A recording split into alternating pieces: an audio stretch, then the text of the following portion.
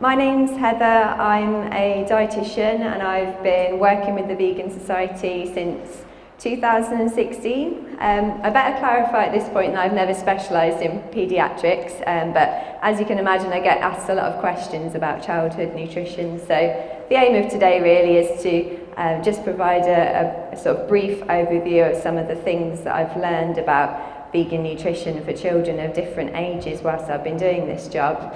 I'll just tell you a little bit about the charity before I get started. So we celebrated our 75th anniversary last year, so I feel really proud to work for the oldest vegan organisation in the world. Our founders coined the term veganism, and the Vegan Society was established back in 1944, so I think that's something that's useful to be aware of. We're a charity mainly geared towards helping people to go vegan and stay vegan, and obviously supporting vegan parents is part of that. So hope that you'll all be able to take away some useful pieces of information from today's session.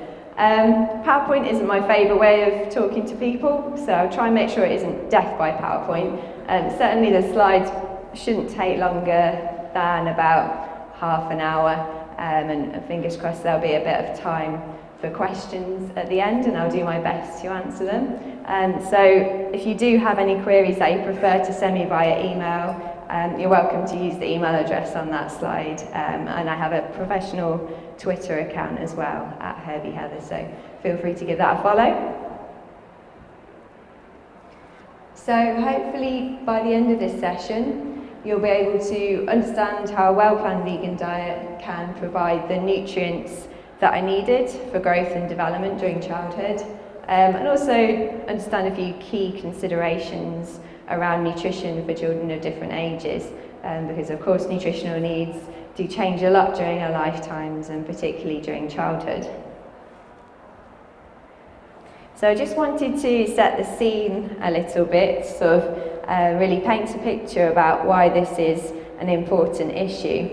So although we don't have a lot of data around vegan children, we do know that the amount of Brits who are eating a vegan diet has quadrupled since 2014. I'm one of those people who went vegan during that period, and it's now around 600,000, so that's a lot of people eating a vegan diet. And it does seem to be younger people who are driving the movement, so you can kind of extrapolate from that it's likely that there are a lot of people of childbearing age who are within that group, people who might be starting families or thinking about that. So obviously there are a lot of people out there who will be sort of considering how their lifestyle choices will affect the way that they raise their children. I think especially when you become a parent, you interact with a lot of different organisations, a lot of different services, and you may come into contact with people who don't necessarily understand veganism. So it's good to be aware of your rights, and if you haven't read about the exciting case that took place last month, that was a real landmark for veganism as a philosophical belief, then do check that out on our website.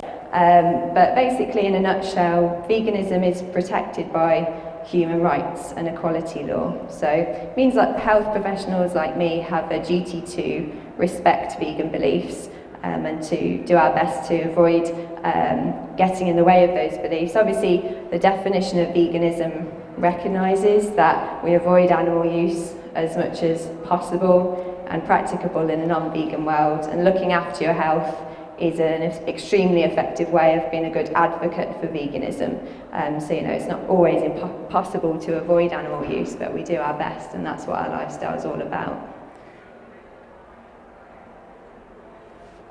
So I think it's really useful to be aware of our alliance with the British Dietetic Association. So they are my professional body, and we share this message together that you may have seen in the past. So basically, well-planned vegan diets can support healthy living in people of all ages. And there's a similar statement that's been put out by the American Academy of Nutrition and Dietetics as well. So I think it's a really important statement because it can be really useful in certain situations where maybe there's a lack of understanding about the potential of vegan nutrition to support life stages like growth and development. So I think before we sort of get stuck into the nutrition stuff, it is important to sort of take a step back and think of nutrition in a holistic way. So raising your kids vegan is a really compassionate way to bring them into this world. It helps you to nurture compassion every single day through the choices that you make, not just around food, but other lifestyle choices. It's really fun to explore how different foods grow. It's not maybe so fun to talk about animal farming. You have to be really careful about talking about that in an age-appropriate way, but with plants it's very different. For example, I didn't actually know until quite recently that pineapples grow this way up instead of, I thought they all sort of hung down like this. Maybe the rest of you in the room are experts on pineapple growing, but that was a pretty delightful fact for me to learn. So kids are probably going to be quite excited about understanding where fruit and vegetables come from and how they grow. So that's something nice that you can share with kids. Growing can be really satisfying, really rewarding as well. You don't necessarily have to have a garden. Lots of stuff grows well in containers. You can grow herbs on a windowsill, for example. There's also allotments, so growing projects out there. So that can be a really good way of getting out there and meeting people as well. And just making the whole process fun for kids as well. So something like food art with fruit and vegetables, making funny faces. There's lots of ways of making that experience of trying new foods really positive, and obviously that's something that all kids can enjoy whether they're vegan or not, but it's a really sort of positive way to start making connections with food and developing your relationship with food.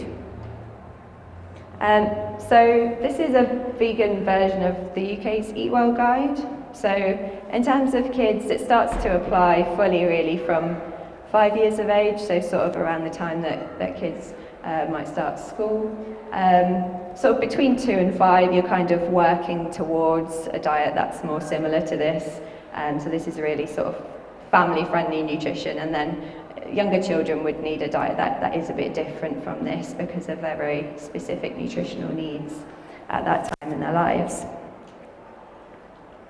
So in terms of balancing food groups, this really applies to children from 5 and above. There's obviously the 5 a day thing in the UK, and sort of to put that into sort of child-friendly terms, it's sort of 5 portions of fruit and vegetables that sort of fit in that child's hand. So obviously adults would be going for like an 80-gram portion, but a child's smaller, so they don't need as big a portion. Whole grains are encouraged more from 5 years and onwards, but actually for younger children, as I'll talk about later, you might not always want to be pushing those whole grain choices. Protein's obviously really important nutrient for growth and development, and I'll talk a bit more about that particular nutrient as well. Nuts and seeds are such a core part of our diet as vegans, providing healthy fats and other important nutrients. And healthy dairy replacement is also really important as well, to make sure that you're getting enough calcium to help things like development of healthy teeth and healthy bones as well, and I'll touch a bit more on that. So I think it's really important to be aware that actually there's good quality plant protein in lots of groups of foods. So even around the Eat Well guide, there might be this sort of group that's dedicated towards protein-rich foods, but actually there's some overlap with different foods. So, for example, some starchy foods contain good quality protein, so quinoa, for example, buckwheat. So you can kind of get foods that tick a couple of different boxes, and that can be useful when you're trying to provide nourishing food for your family. Legumes are really superstars of vegan nutrition, so a very affordable, good quality source of protein. There's lots of them that can grow in the UK, so they can be a really sustainable way of getting protein as well. A lot of people aren't aware that peanuts actually fall into the category of legumes as well, but they're higher fat foods, so they can provide a really sort of good dense source of nutrition. And soya products are really valuable as well. They provide high quality protein that's similar quality to meat and dairy, so they're definitely really valuable for people with relatively high protein needs. So that might be younger vegans, active vegans, as older vegans as well who need a bit of extra protein. So that's definitely a really valuable source. And certain nuts and seeds are good sources of protein. Not every nut and seed, it really just varies depending on which particular type you're talking about. And there are some meat alternatives out there, like corn, for example, is another source of high quality protein. You just have to be a little bit more mindful when you're using meat alternatives of what else is added to them. The salt limits for children are much lower than those for adults, so really it's better to try and choose the options that don't have added salt or lower salt options on a day-to-day basis, but they can contribute towards a balanced diet for sure, so those are potentially options as well. Iron's a really important topic, so iron deficiency is really common all over the world, no matter what your eating pattern may be, so it's really important for everyone to be aware of where iron comes from. So whatever way you choose to eat, you'll be getting a lot of your iron from plant foods, and potentially a lot of the reason why people don't get enough iron is because they're not aware of where the iron is coming from in these plant-based foods. A lot of the foods that are good for iron are also good for protein. You tend to find that protein, iron and zinc come in the same package, but there are some lower protein foods that provide useful amounts of iron as well. So for example, something as simple as a portion of raisins or some dried apricots, some kale, certain green leafy vegetables are good sources of iron, wholemeal bread even, fortified breakfast cereal like wheat biscuits. So there are other sources of iron that aren't necessarily higher protein foods, but they do often come hand in hand. Another important aspect of iron status is iron absorption. So there are various ways to try and maximise it, and one of the best options is to make sure that your meals contain a good source of vitamin C. And if you reflect on what you're eating, you might find that you're doing this by accident anyway. So potentially if you're serving like a bean chili, for example, and you're including some pepper in it, and that would be combining a good source of iron with a good source of vitamin C, which will help to make sure that your body gets as much iron from that dish as possible. A lot of people ask me about iron supplementation, so routine iron supplementation isn't recommended for people who are vegan, and the reason for that is because vegan diets can support adequate iron status, but of course deficiency is a different matter. So if someone does have low iron status, that would need to be corrected with a supplement, and then obviously it would need to you'd need to have a look at the diet going forward to make sure that that was maintained in the longer term. But routinely I wouldn't recommend that people add iron to their diet using a supplement. So the short chain omega-3 fat called alpha-linolenic acid that you can get from certain seeds and walnuts, that's really important to include daily in a vegan diet. So it's best if you can to get it from whole food sources, because you're not only benefiting from the omega-3 fat, there's also the fibre that's in that food, a bit of protein potentially depending on which one you're going for. The seeds that are rich in omega-3 fat, like ground linseed for example, it's a good source of protein, iron and zinc, so mixing that into some soy yogurt or your porridge in the morning can give that a real nutritional boost. If you're in a situation where nuts and seeds aren't tolerated for some reason, if you want to add an oil, so a more refined version of that omega-3 fat, then linseed oil is a really good option because it's a very concentrated source. So you can add a small amount to food and mix that in and get the omega-3 fat in that way. And also routinely cooking with vegetable or rapeseed oil, that can help to shift the balance of fats in your diet towards omega-3 fat. It's important to be aware that omega-3 fat and omega-6 fat compete. So if you eat a lot of huge quantities of pumpkin seeds or sunflower seeds, use loads of corn or use loads of sunflower oil, you're shifting the balance more towards omega-6 fat. So it's good to be sort of aware of the different profiles of the fats that are in your diet, and make sure that you're getting that good source of omega-3 fat into your daily diet. So I think it's really important to be aware of the best plant-based sources of calcium.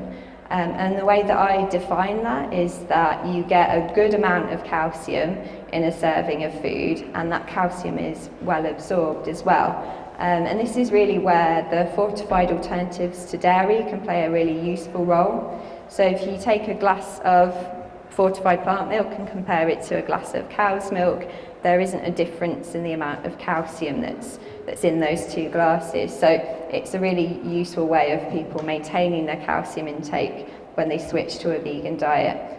So if you don't use those products, it's really important to think carefully about where else you're getting calcium from.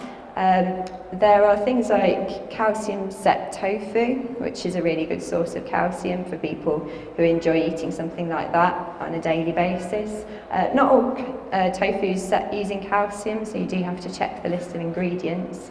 There's also certain types of bread, like soya and linseed bread, that's fortified with extra calcium, and you can figure that out by having a quick look at the nutrition table on the food label.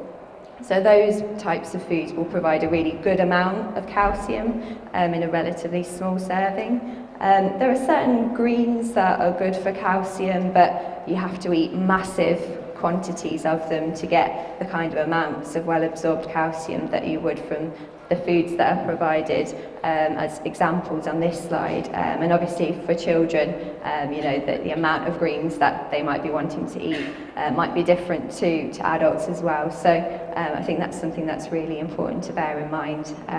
Particularly the fortified dairy alternatives are a really valuable source of calcium, and they're even mentioned in the UK's Eat Well Guide, recognised as a good source of that mineral. So I get asked about supplementation all the time.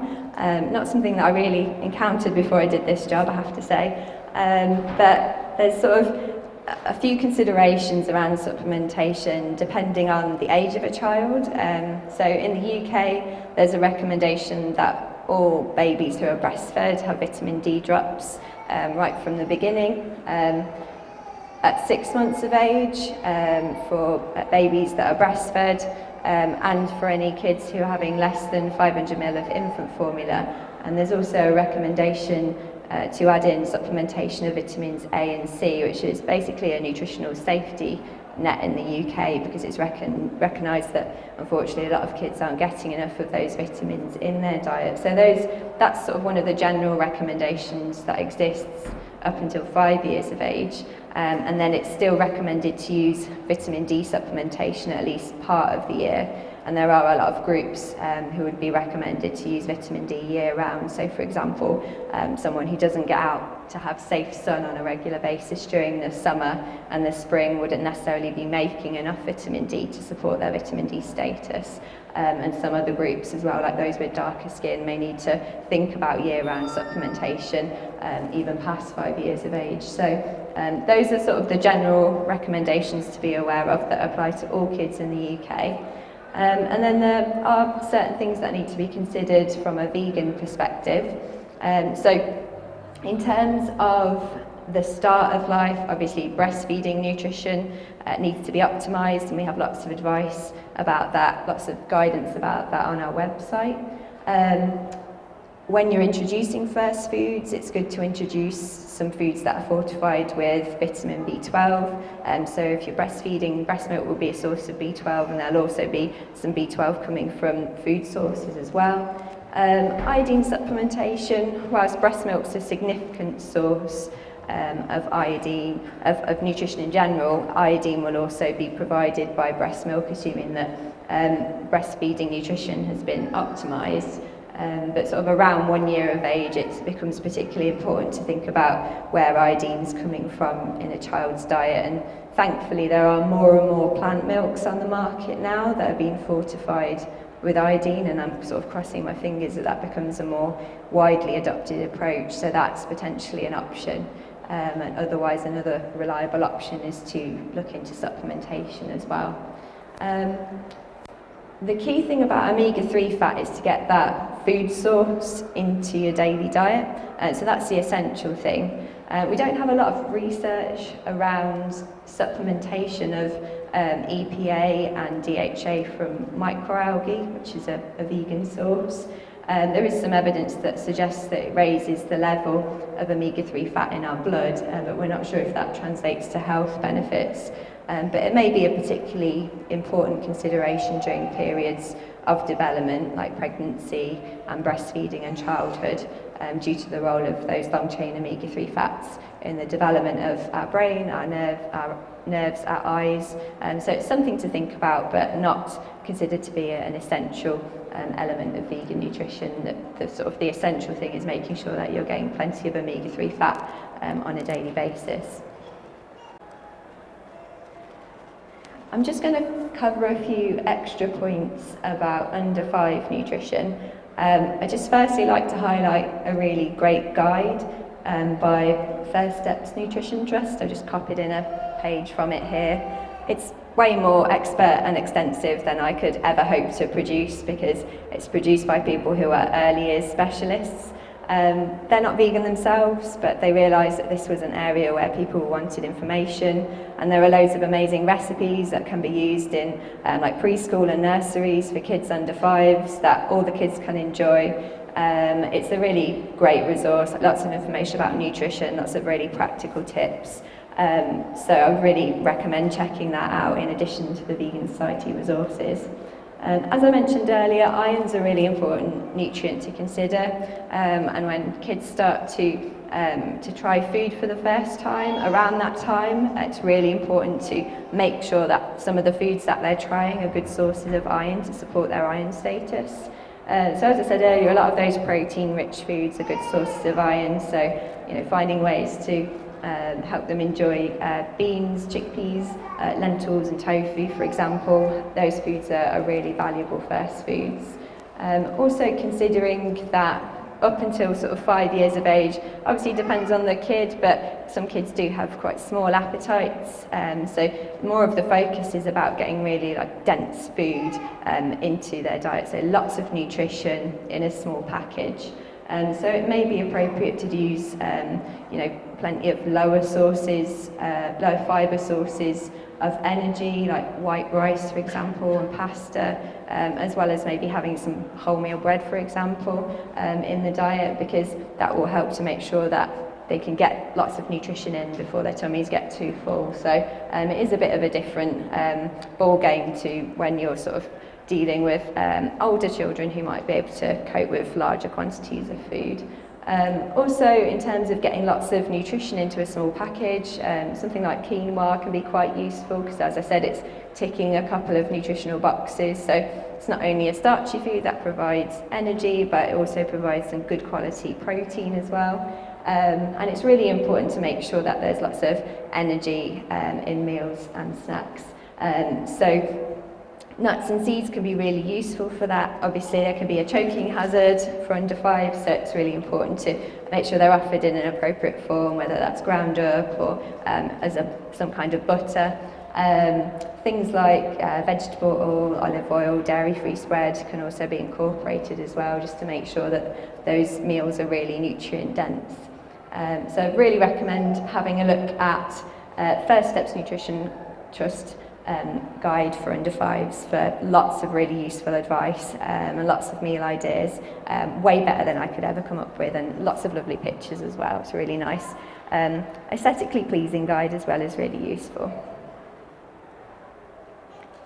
I just wanted to give a special mention as well to teen nutrition. So if you look at different age groups in the UK, according to the National Diet and Nutrition Survey, we know that dietary quality amongst younger people is the lowest of any group in the population. Obviously, there's lots of factors that contribute to that. but there's also really high nutritional needs in this group. So they're sort of, from a nutrition perspective, potentially quite vulnerable because they need a lot of nutrition, but they're not necessarily getting it.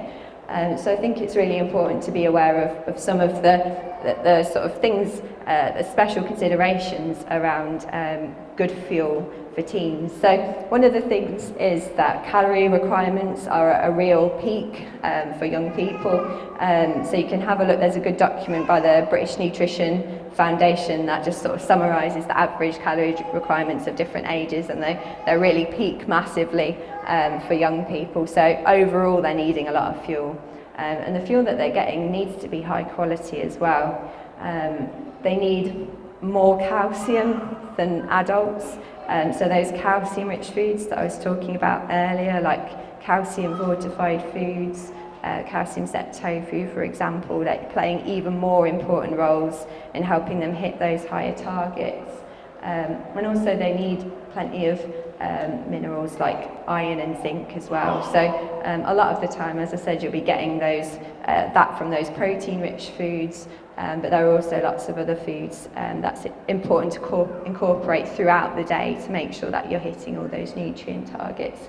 So they're definitely a group that have very specific nutritional needs, and there's a guide on our website that's directed specifically to 11 to 18 year olds, so that's something that's really useful to check out for anyone wanting to find out more. So just a few take-home messages. So basically good nutritional planning is important for everyone. It's such an important part of giving your kids a great start in life, and that doesn't matter whether you're vegan or you choose to eat a different way, but it's about working out how to balance food groups, how to use fortified foods and supplementation wisely, and doing that in a way that's appropriate to that particular phase of growth and development. And the whole family can enjoy compassionate eating and also the associated environmental benefits that might come with that, and the nutritional benefits as well of having your diet centred around a lot of minimally processed plant foods, helping you to get enough fibre and really set kids up for healthy habits for life, getting plenty of fibre, finding it easy to get their 5 a day, getting used to lots of different plant foods, a really varied diet, and just getting a lot of nutrition from those health promoting plant foods. If anyone does have any concerns about the diet side of things, I would recommend talking to your doctor about seeing a dietitian, maybe a paediatric dietitian if it's in relation to a child. If you do find that it's difficult to get a referral via the NHS, there are freelance dietitians as well out there, so it gives people a couple of options. I think that's particularly important if you feel like you just need to sit down with someone and have a talk about things and go through things in a bit more detail. Or maybe you've got concerns, or maybe you've got complex dietary needs that you're dealing with, particularly if there are other dietary needs on top of sort of trying to transition to a vegan diet. I think it's even more important that you have expert advice, and I think those are really good indications for a referral to a dietitian. As a sort of starting point, if you want to find out more, we've got a nutrition and health zone on our website, and we have guides for different stages of life. So there's a pregnancy and breastfeeding section for under 5, section for 5 to 10 year olds, and a section for 11 to 18 year olds, which is aimed at 11 to 18 year olds. Basically consisting of sort of some quick tips and then like an information sheet that you can open up as well. As I said, the First Steps Nutrition Trust guide about eating well for vegan under 5s is really valuable, really comprehensive, really practical. We also have some tips about things like vegan rights under our Catering for Everyone campaign. So, for instance, if you're talking to a school and you're struggling a bit to sort of work out a good meal provision, for example, you might find that some of the information on our website gives you a good starting point for sort of communicating your rights as a vegan, and communicating some of the benefits of all the children learning about veganism as a whole, and embracing plant-based food. So some of that information might be really useful as well. And that brings me to the end of my slides. So I'm very happy to try my best to answer any questions. I think we've got maybe 10 minutes or so to do that.